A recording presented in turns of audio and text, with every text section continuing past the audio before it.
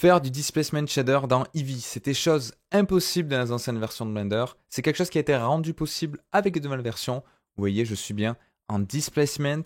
Sur mon shader, je peux ajuster en temps réel, par exemple, mon échelle, ma roughness, et je peux voir en temps réel comment ça se comporte. Vous remarquez que je suis bien en Eevee. Si je passe en Cycles, bien évidemment, l'interprétation de lumière sera beaucoup plus réaliste, mais le displacement est exactement le même. Donc on va voir tout ça ensemble, comment ça fonctionne. Ça marche comme dans Cycles, mais on va le refaire petit à petit, comme ça vous êtes sûr d'avoir compris tous les petits détails. Je suis bien évidemment en Eevee, je vais aller dans le Shader Editor, j'ai fait une sphère avec très peu de subdivision dans un premier temps, vous allez voir que je vais devoir en rajouter parce que le displacement est vraiment dépendant de la densité de points, vu qu'on pousse les points vers l'extérieur. Je vais rajouter une texture de type Noise, donc là je prends une texture procédurale, mais ça pourrait très bien être une texture tout à fait classique que vous téléchargez sur internet.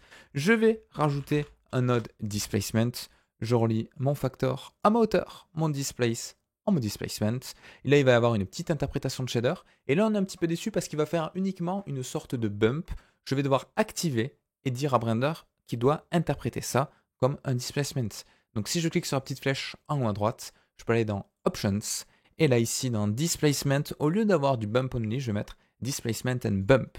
Et voilà ce que j'obtiens après un petit peu de temps de process. Voilà. Donc là, mon displacement est fonctionnel. C'est pas très beau pour plusieurs raisons. La principale raison, comme je vous disais, c'est que je n'ai pas assez de subdivisions ici. Donc je vais rajouter un petit modifier avec CTRL 3 pour avoir des subdivisions. Je vais le mettre par exemple à 6 pour les besoins de la vidéo. Comme ça, j'ai quelque chose qui est vraiment détaillé.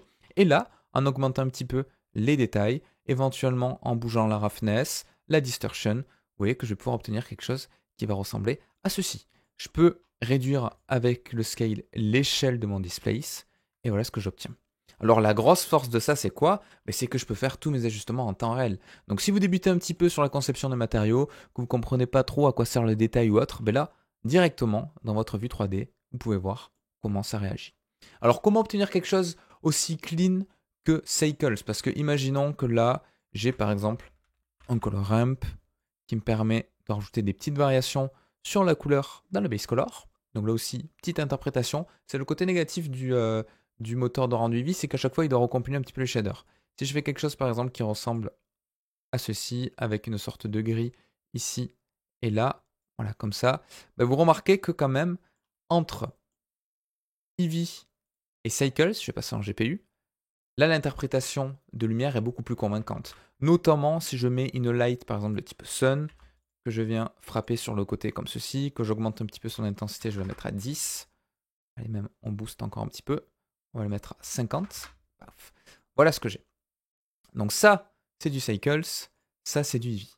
La différence, elle sera toujours marquée parce que Cycles, c'est du path tracing, donc du lancer de rayon. Eevee, c'est une approximation. Donc c'est ce qu'on appelle de la rasterisation, du rastering. Donc pour améliorer un tout petit peu ceci, je peux aller ici dans les render properties et je peux cocher ray tracing. Et là, vous voyez que déjà, j'ai un bon rebond d'ombre. Alors vous pouvez même corriger un petit peu ici les paramétrages en indiquant vraiment à Blender qu'il doit se baser sur une vraie résolution et pas diviser la manière dont il interprète. Vous allez toujours avoir une approximation comparée à ce qui est présent dans Cycles, mais vous pouvez un petit peu améliorer sans ray tracing. Avec ray tracing, vous voyez que la projection d'ombre est quand même beaucoup plus convaincante. Et ce qui est vraiment cool, c'est que là, en temps réel, je peux changer l'échelle, je peux changer ma texture de base aussi, hein, si je veux plus ou moins de répétition, et je vois en temps réel comment ça se comporte dans mon displacement. Et ça, c'est vraiment cool, notamment pour ceux qui ont des machines pas trop performantes en termes de carte graphique. Sachez que ça, c'est beaucoup plus léger que de passer en Cycles, où on est obligé d'activer le denoise ou autre si on veut vraiment un résultat ultra rapide. Donc voilà, c'était une mini vidéo pour vous expliquer ce concept de base avec les nouveautés de Blender, le displacement shader, displace shader directement intégré dans Eevee.